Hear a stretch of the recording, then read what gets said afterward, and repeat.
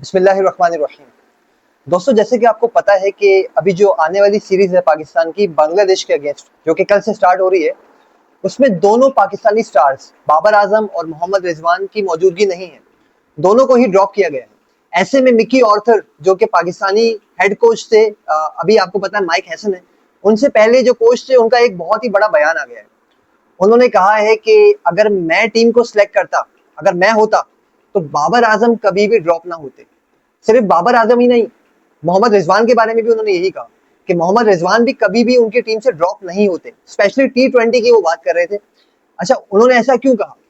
क्योंकि वो उन्होंने एक्चुअली इसको क्लियर भी किया और काफी ज्यादा वजाहतें भी दी। वही मैं आपको बताऊंगा आगे वीडियो में। दूसरी एक चीज के, अभी जो T20 सीरीज हमारी चल रही है और स्पेशली जो PSL के लेटर ऑन जो मैचेस थे, जब एक सानिया हो गया, उसके बाद जब PSL सस्पेंड हो गई एंड देन दोबारा से उसका आगाज हुआ, तो आपने देखा होगा कि तब DRS की मौजूदगी नहीं थी। और इसी तरह से अभी T20 जो स्क्वाड है, हमारा हमारा जो मैचेस है T20 के, जो कि कल से स्टार्ट होंगे बांग्लादेश के अगेंस्ट, उसमें भी DRS की मौजूदगी नहीं है। तो ऐसा क्यों है, क्यों नहीं है मौजूदगी, और क्या वजूहात है, इस पे खुल के हम बात करेंगे। दोस्तों, अगर अभी तक आपने हमारा चैनल सब्सक्राइब नहीं किया है तो काइंडली चैनल को सब्सक्राइब करें। वीडियो में आगे बढ़ते हैं। सबसे पहले तो मिकी ऑर्थर को दाद देनी होगी कि इतना बड़ा बयान इतने क्रूशियल मोमेंट में उनके सामने उनका मतलब निकल के आया है।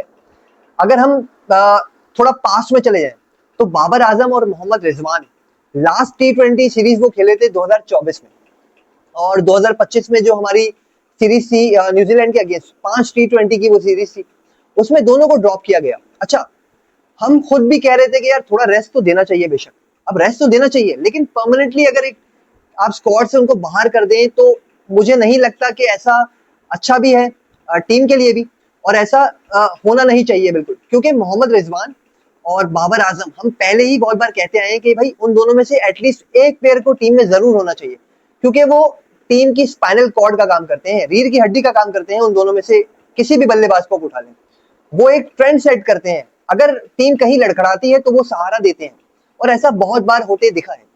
तो मिकी ऑर्थर का यही कहना था कि बाबर आजम एक अनबिलीवेबल रिमार्केबल प्लेयर है। उनका कोई उनका कंपैरिजन किसी प्लेयर से नहीं है। तो अगर तो T20 का स्क्वाड हम देखें, तो उनकी जो जगह है, वैसे वो ओपनिंग कर रहे थे, और मिकी ऑर्थर ये कह रहे थे कि भाई वन डाउन भी खेल सकते हैं वो, और बहुत अच्छा खेल सकते हैं। और बेशक वन डाउन वो खेलते रहे हैं T20 में।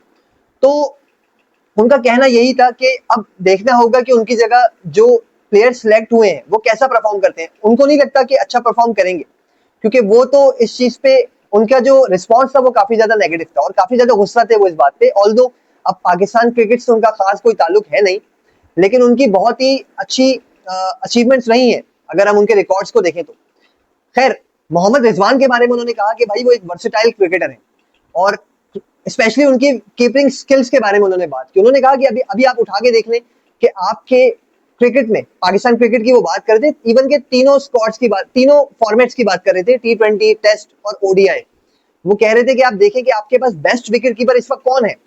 एक्चुअली कोई नहीं है, मोहम्मद रिजवान ही है जिनकी कीपिंग स्किल्स पे आप भरोसा कर सकते हैं। उसके अलावा कोई भी ऐसा कीपर नहीं है जो उनके मध्य मुकाबिल भी आ सके। तो यही वो कह रहे थे। और दूसरा, उन्होंने कहा कि वर्सेटाइल क्रिकेटर है मोहम्मद रिजवान, जो कि किसी भी नंबर पे टीम को सहारा दे सकते हैं, उनमें ये सलाहियत मौजूद है। तो ये तो उन्होंने बहुत ही बेहतर बातें की हैं, मतलब जो दिख भी रही हैं, लॉजिकली ये बातें प्रूवन भी हैं। तो ये थी मिकी ऑर्थर की बातें जो मैंने आपके सामने रखी।